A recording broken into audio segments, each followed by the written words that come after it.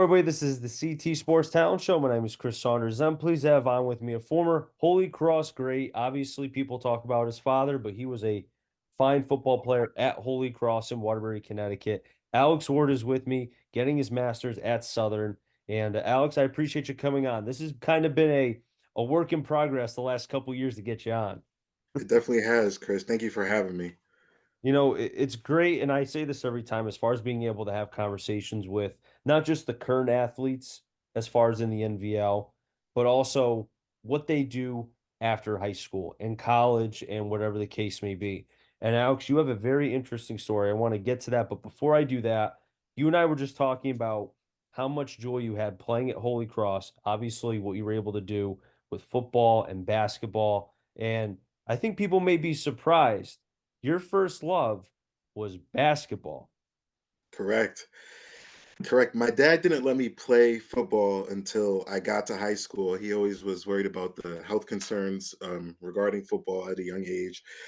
So basketball was my first love, and I stuck through. I stuck through it. I played in high school, and I wish I could play in college, but I was only 6 foot, so kind of held me back. Speaking of that really quick, because I hear that a lot with, multiple players that I talk to, right? Because they tell me that at some point, they played football later, some played earlier. So the question I have for you is, with more of the focus on basketball, could you imagine as far as what the ceiling would have been for you with football when you first played? Hmm. That's a very good question, Chris. You know, I think I think basketball really helped me Hmm. establish the foundations to any sport, and that's footwork, teamwork, and that I really took with me to football. So when I first started playing football, there was a learning curve because I had to, of course, learn the game, learn the positions, and everything else. Hmm. But basketball definitely helped me in the long run, and just being an athlete and the change of direction, the speed, the everything, and the training, it goes hand in hand. So definitely playing multiple sports, is always better than playing one. And I would suggest that to any young athlete out there as well. When you had the opportunity, when you first put on the helmet and the pads, right? Because like you mentioned, your father waited until you got to high school to play. Mhm. Talk to me about that first experience, maybe the first practice, I guess, because you were as raw as can be because you never played. So Right. even you were probably quite like I don't want to say questioning yourself, but maybe like, okay, I'm really doing this. All right, I'm on the field. Okay, I just cracked my first person. I'm okay now. Talk to me Yeah. about that if you can. So, the first hit I would say is always scary. And that doesn't change from, when you're a freshman to your senior year to college to anything. That first play is always the most nerve-wracking play that you're going to have throughout the game. And I remember the first practice that I had, and you start off with the helmets only, and then you put on the shoulder pads. And those guys back then were they were big, and they were scary. Um, but luckily, we had enough guys where we could separate from freshman and JV. So I was playing and learning a lot with Coach Dunn, Coach Bear, and those guys. And I didn't really have any nerves. I always was a physical kid, Mhm. and I felt like I belonged. I felt like football was the sport that I was meant to play. But it's just that feeling that you get, and I really can't explain it unless you've been there. When you first put on those pads, it's like Christmas Day, when when everybody's excited to hit. You got the Oklahoma drills before they were banned, and that was just exciting to me. And I always, I started off as playing O line, playing tight end, so I was really learning how to block. And then later on in my career, they moved me to running back, and Mhm. that's when I got to experience the other side of football and defense as well. But that first feeling, there's nothing like it. I will say that there's nothing like it. Was there a particular coach your freshman year? I know you mentioned Bear, and Bear's been there for as long as can be. I mean, obviously, even before he was the head coach, he was a part of the staff, and he's done great things before, during your time and obviously what he's done now the last couple years, getting Holy Cross to a quarterfinal, semifinal, what seems like I think it was back-to-back years if I recall. But what coach or coaches or maybe even players were very impressionable for you during your first year of playing football at Holy Cross?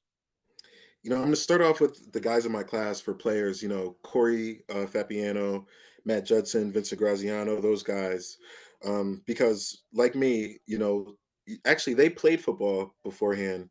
Elijah Robinson was another one who ended up going to Nagy, but he was at Holy Cross freshman year. And they all kind of showed me the ropes and coached me along. For coaches, I would say Coach Bear, of course, and Coach Smalley coming in freshman year, who really helped me understand, the bigger scheme of football. That they talked about coverages, they talked about the plays and the concepts and what the bigger picture, everything that was going on and the intricacies of it all. Mhm. So that really helped me develop a deeper understanding of the game itself, and then from there, I was able to, adapt my abilities to the game and play hard. Now, refresh my memory because I know it's been a while. Was Coach Coet the DC during? Okay, He so came in he came in my sophomore year, though. came sophomore year. Okay, Yeah. so I guess from sophomore year to obviously when you graduated, because you were obviously the bell cow, you were the big back, right? So Mhm. you were seeing probably not a lot, especially during the season, but you were seeing a lot of the first team defense, right? Especially Yeah. during those practices and such as I mentioned. How was it going up against his defenses? Because I could tell you now, seeing him for a couple years with how many Holy Cross games that we've had of late, he is not, he's fiery, he's passionate, you love it. He reminds me of Bum Phillips back in the day with the Eagles to a degree. Talk to me about that if you can. He is 100% a guy you want to play for and 100% not a coach that you wanna play against. In practice, he's just as fired up as he is in the games. I don't know how he walks around with all that energy all the time. It's literally insane. Mhm, But he you I have, so much love for those guys because mhm, they expected so much out of every single player. If you were a scout team player, if you were a first team, second team defense, it did not matter. You were expected to go 100% at practice. mhm. And there, of course, like anybody, there's days where you don't really want to be there. And and he would call you out, and that's what drove me the most, I would say, as a player, because you always have that fear in the back of your mind that if I don't go 100% for this defense and for my teammates, Coach Coet is going to be calling me out and firing the other guys up, telling them to come at me hard. You know, Alex, it's awesome to hear that as far as kind of throughout the couple years, especially like we mentioned with Coach Coet and, the players and coaches that really meant a lot to you early on. At what point did you start to realize that there was an opportunity where, you know what, regardless of the fact you did not play until high school, your ceiling was high? When did you realize that you could potentially take this a little bit further beyond high school? I would say after my sophomore year, and that's where I first started working with my trainer, who was Duvel Zimmerman at the time. Mhm, Um, and working with him, he always preached it, and he really drove it into my mind that I could play at the next level. He gave me a lot of stuff to work on, and we were out there every day from sophomore year on to college. Literally every single day in the summer, sometimes 5 in the morning, 4 in the morning, crazy times. And at that point, my sophomore year, so at the end of my sophomore year, that summer going into junior year, I started putting on a lot of weight, and I kind of noticed that I was, a little bit progressing a little bit faster than a lot of the other guys in my class. mhm. And that's when I first, said to myself, if this is something that I want to do, I just have to keep going because I'm already one step ahead, and I just have to keep staying a step ahead, maybe two, if I could get there. And it was really him, though, Duvel, who preached it into my mind and helped me believe it.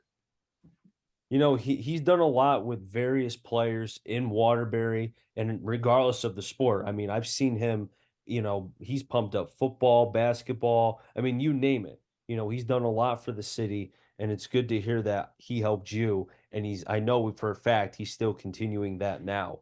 Um, now take me into the conversations with your father. I know obviously your family's as tight knit as can be. I mean, Mhm. your dad's the man. I mean, he always takes him and Jim Shannon 1A, 1B with the pictures. I mean, it gets no better. I don't care what other state who they have. They're the best in the world. Simple as that. Talk to me about your conversations with your father when you told him, like, hey, I want to take this further. Like, what was it like with him with that? So it was actually pretty interesting thing about my dad. He never put any pressure on me. And I remember when we were first picking out jersey numbers, I told him I want number 52. I want to be like you. And he told me, I'll never forget, on the car ride home, he told me, pick out your own number and create your own destiny. And from there, he kind of just supported me in literally everything I did. He never had he never put any pressure on me. He always supported me. Same with my mom. And you know, fortunately for me, or unfortunately, you may call it, he was on the sidelines because he was a photographer.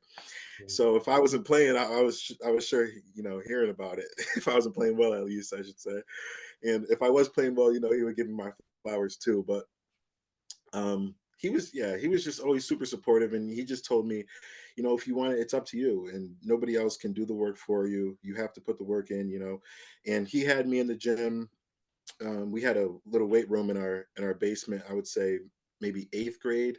Mhm. Just the curl bar, bench press, just to work on the form. There was no weight on it, but and having that, and having someone who's played at one of the highest levels of football, he just has so much insight to the game that he was able to give me, and that I'll be able to now pass along to others, whether it's my son or my teammates or whoever.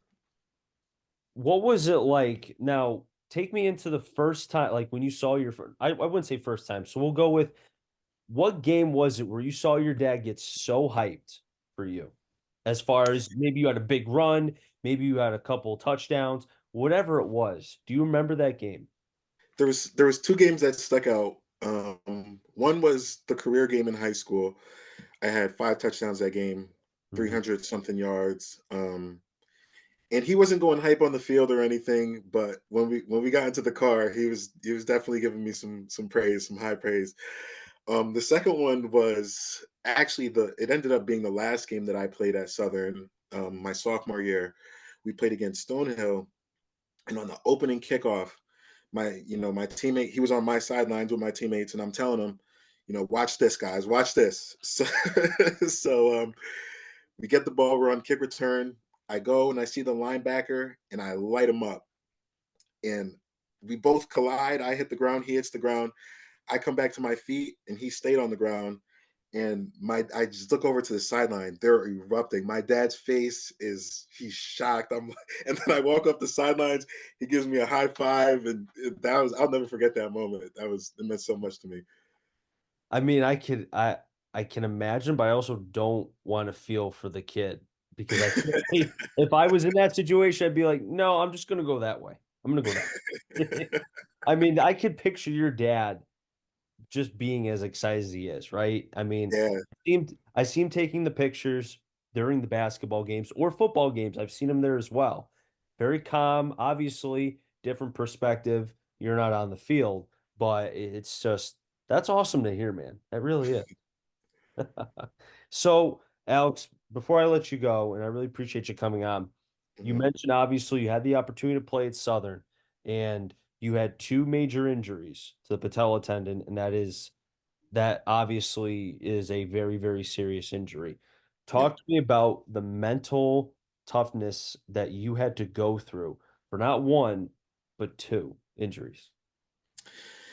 yeah. So the first one, I was it was tough. I spent the whole summer working out.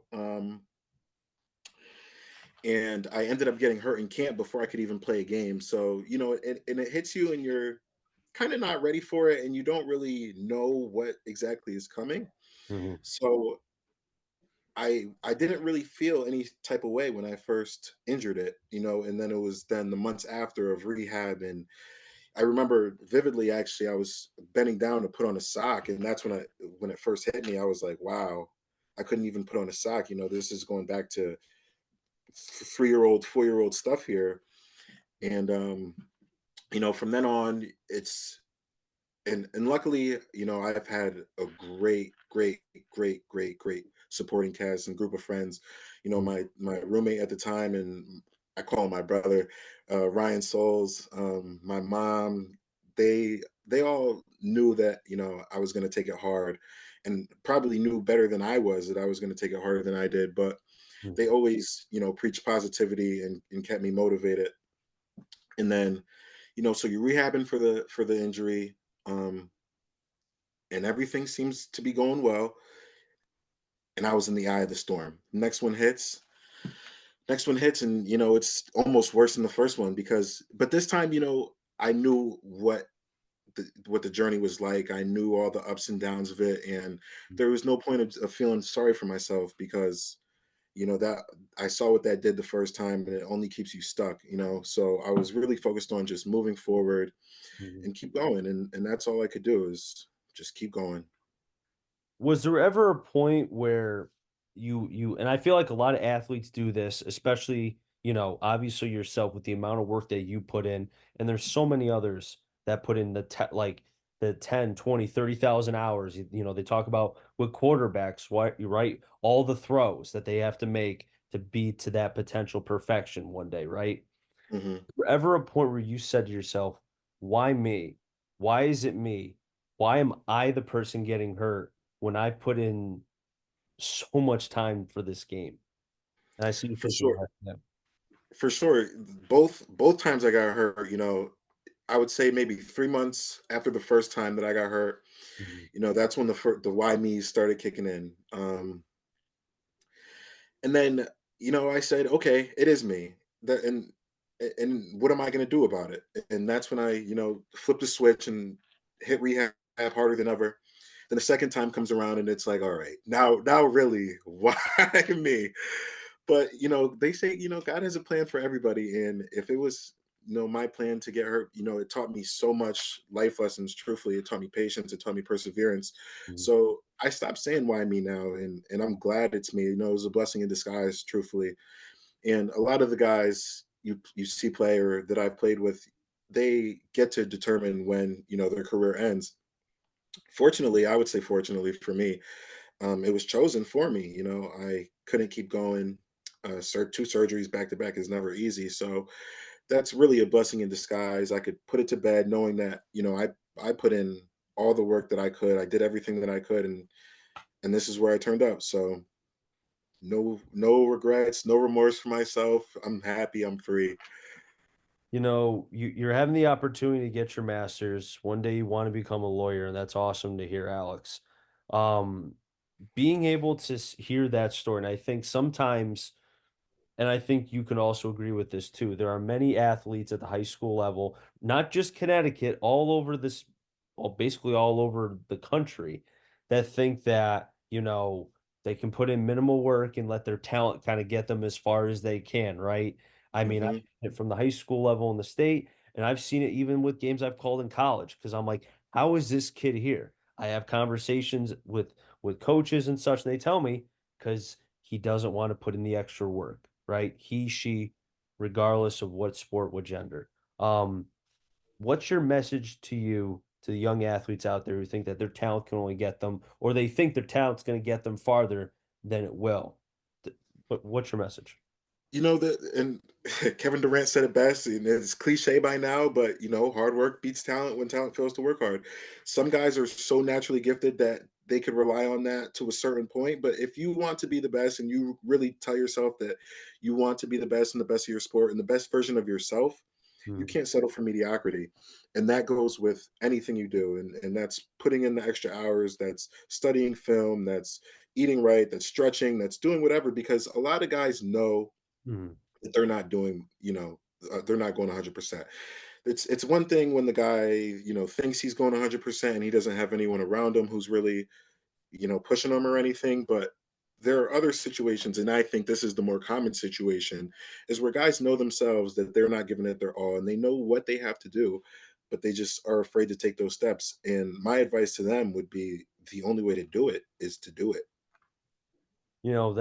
I think that's a perfect message to say as well. I mean, how many times, and you and I, from the times that you played at, at Holy Cross, obviously when I was at Sacred Heart way back in the day, now they're closed, right?